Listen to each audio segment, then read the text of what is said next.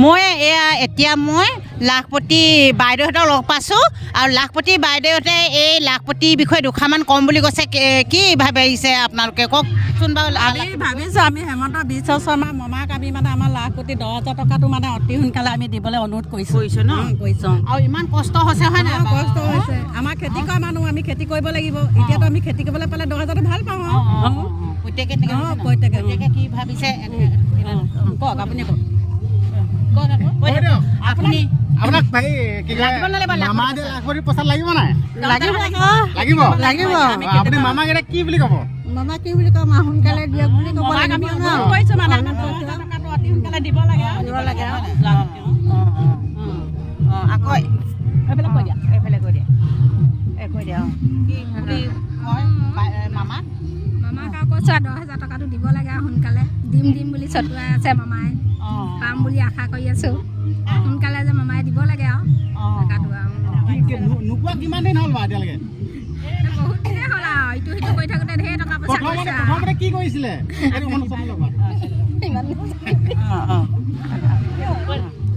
লাখপতি বাইদেউ আমাক হেমন্ত বিশ্ব শৰ্মাই সোনকালে দিবলৈ অনুৰোধ কৰিছোঁ।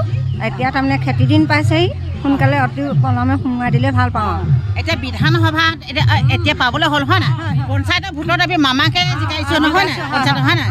এতিয়া আমি মানে মামাকে জিকালোঁ বিজেপি চৰকাৰ কংগ্ৰেছ চৰকাৰ নাহিলে। আকৌ এতিয়া বিধানসভা আগে পইচাটো বেংক একাউণ্টত ভৰাই দিলে ভাল লাগিব হয় নাই বাৰু?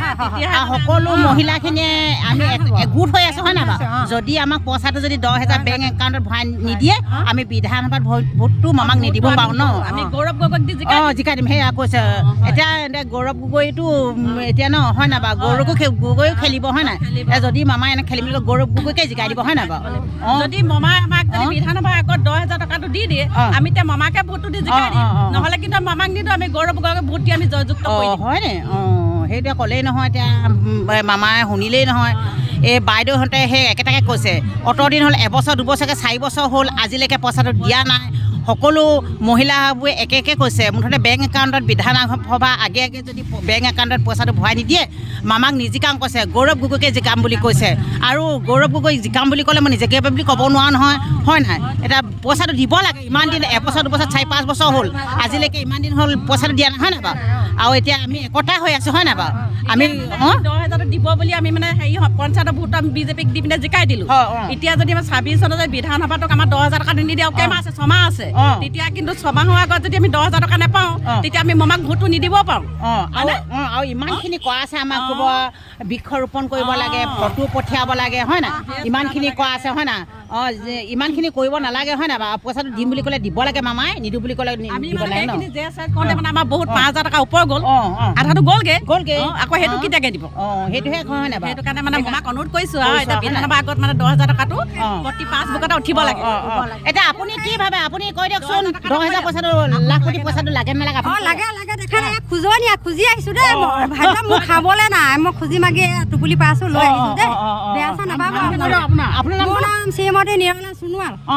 আপোনাৰ ভালে হ'ল লাখপতি পইচা লাগিব না আপোনাৰ? লাগে দেখা নাই খুজি ফুৰিছোঁ ইয়াত টোপোলা লৈ। সেই 10,000 পালেও কিবা এটা হ'ব হয় নাই বাৰু? হ'ব প্ৰতিপাল কৰিব পাৰিম নহয়। চাই মমায়ে যে দিমকে ইমান দিন দিয়া নাই সেই কথাটো মোৰ বহুত দুখ লাগিছে ন? আমি দুখীয়া মানুহ হয় নাই? আমাৰ দুখীয়া মানুহ দিব লাগে নহয়। কেনেকুৱা শুনিলে বেয়া পাইছে নেকি? নাই বহুত ভাল কথা কৈছে হয় নাই? এতিয়া সকলো মহিলা একে কৈছে যদি এই পঞ্চায়তৰ ভোটটো জিকাইলে আৰু বিধানসভা 26 চনত আছে এই যদি ভোটটো পাবলৈ হ'লে মামাই লাখপতি পইচাটো বেংক একাউণ্টত ভৰাই দিব লাগিব হয় নাই? যদিহে ভৰাই নিদিওঁ কৈছে ভোটটো নিদিওঁ বুলি কৈছে আৰু মই কোৱা নাই বাইদেউহঁতে কৈছে আৰু বিধানসভা 2026 চনৰ ভোটটো গৌৰৱ গগৈকে জিকাই দিম কৈছে। এতিয়া মামাই শুনি পাইছে হয় নাই বাৰু?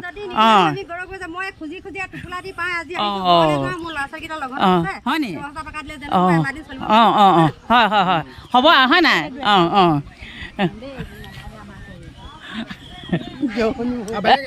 নাম কেইটা কৈ দিয়ক। নামকেইটা কৈ দিয়ক। তৰিত সোণোৱাল। কৈ দিয়া। মোৰ নাম শ্ৰীমতী ৰেখা সোণোৱাল। মোৰ নাম শ্ৰীমতী বন্তি সোণোৱাল। নাজানো দে গান গাব ভিতৰত ৰখাই দিছোঁ। হ'ব ইমানটো আছিলে আৰু ন ইমান এইখানে হ'ব ভালে ধন্যবাদ।